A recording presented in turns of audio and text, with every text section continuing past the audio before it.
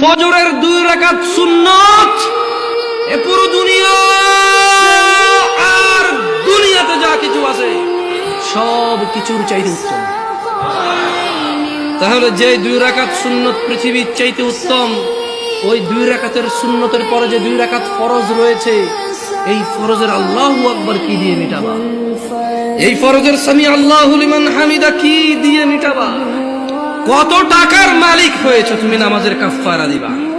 যেখানে সুন্নত 2 রাকাতের মূল্য পুরো পৃথিবীর সমস্ত সম্পদ বিক্রি করে যদি একটা স্বর্ণ কিনা হয়, ওই স্বর্ণকে যদি এক পাল্লায় রাখা হয়, আর ফজরের 2 রাকাত সুন্নতকে যদি এক পাল্লা রাখা হয়, ফজরের 2 রাকাত সুন্নত ভারী।